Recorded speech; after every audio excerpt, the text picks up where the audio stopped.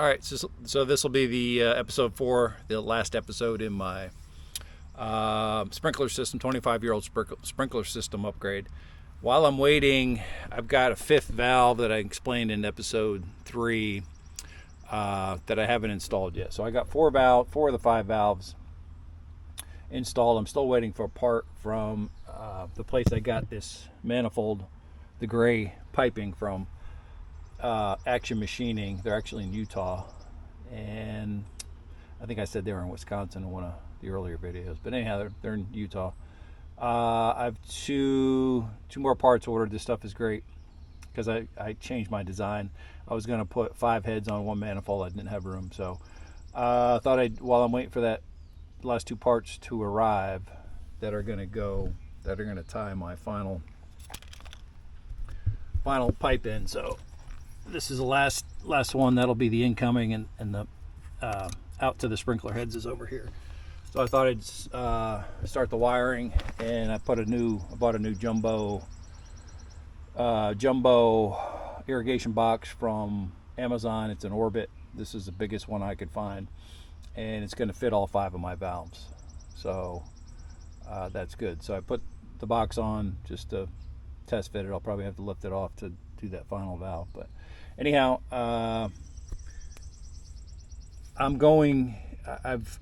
tied in. So with these valves, one wire goes to the common wire, and prior to this upgrade, I had 6 valves coming into one common wire.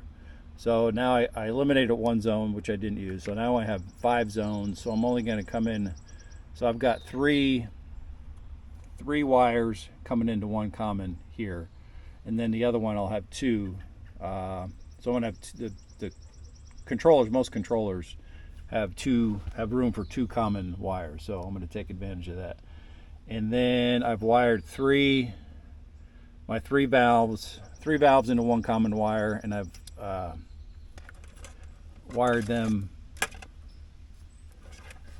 So these 3 here. So instead of doing the wire, I try to avoid the wire nuts wherever I can. So these are heat shrink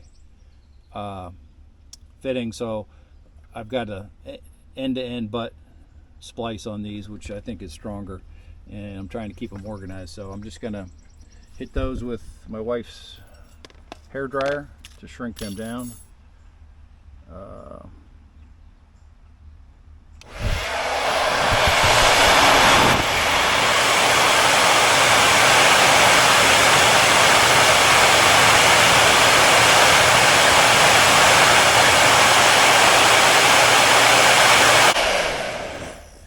And I guess you could use a heat gun too, but hair dryer works fine, just takes a little longer.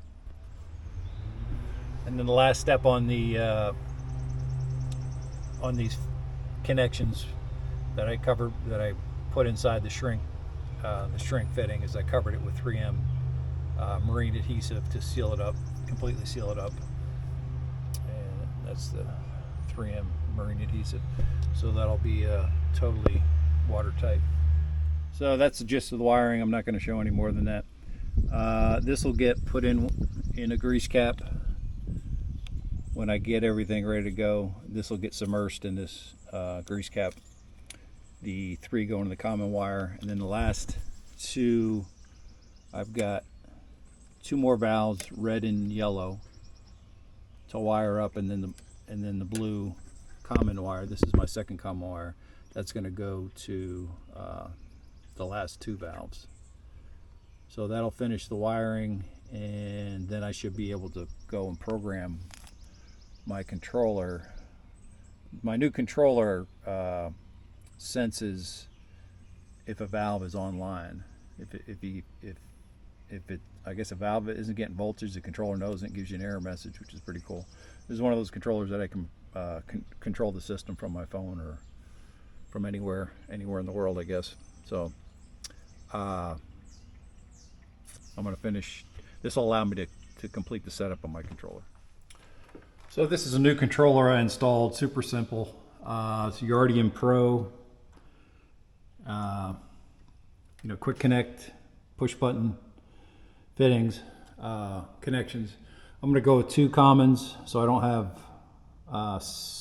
5 wires, 6 wires, all twisted together. So I'll do 2 zones to 1 common wire, and then 3 zones to the other common wire.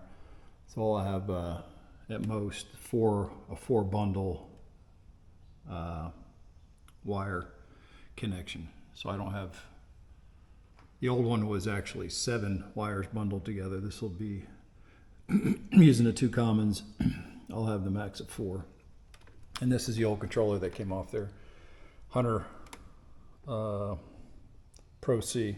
So this will allow me to control this from my phone.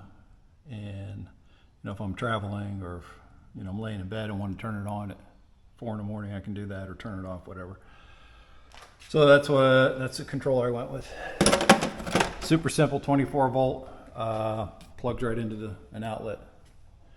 Takes, I had to drill 2 holes to mount into the wall because the holes from the Hunter didn't line up. But yeah, other than that, there's plenty of videos on programming it, so that's all I'm going to do on the controller. But just wanted to show I installed the new controller that I can program from my phone.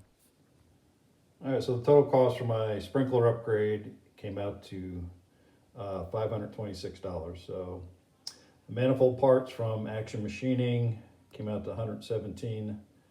The original manifold parts were $106, and then I spent another $11 for 2 extra parts. Amazon, my Rainbird valves, $170, 5 valves. I bought an Orbit jumbo valve box. The biggest one I could find was $63. Then the PVC Schedule 40 pipe and fittings from Lowe's was $47. And then again from Amazon, I bought the Yardian Pro Smart controller for $129.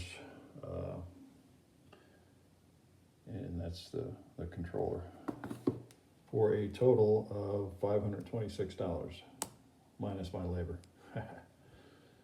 So yeah, just for parts, that's the cost. So yeah, after I installed the control box on the wall, wired all 5 valves in, it was not that hard to set up. Got to set up an account, then you got to get the Yardian app, and you use your ID number off the controller, attach it to the dashboard, and then it recognized all 5 of my zones. So I did a manual just to see how I could do it, how easy it was. I set up a manual watering schedule to start at 4:30, 3 days a week. Start time 4:30 each zone. It's easy to set the 10 minutes for each zone. It was really easy. Then if I want to manually turn it on, and just go to control here, and quick control. I can turn on any zone. I can turn this one on for a minute, or select any zone. I can do it from anywhere, walk around the yard. So that's pretty cool. So yeah, that's all I wanted to really learn. How hard is it to get the valves recognized? It wasn't hard at all. And then how hard to program it, that wasn't hard at all. Yeah, so this project's pretty much done. Yeah, I'm happy it's done. One of the videos I said, if I know what I know now, I might not have gone down this path, but it's good to get all that old crap out of there, get the new controller in, move into the 21st century, where I can control my irrigation system from my phone from anywhere remotely. And really, there's so many things you can use on this app, but really the only thing I want is I'm going to tie it into the weather forecast. If there's a greater than 50% chance of rain in my area, I'm gonna have it not turn on. And other than that, and I've learned how to manually turn the valves on in no time. I'm just messing around with it here for the 20 minutes, and programming it is no problem either. selecting the days to water, the time, the start times, and the run times for each zone was easy. So, yeah, this one's essentially done. Episode 4. 25-year-old sprinkler system upgrade. Done. Peace out.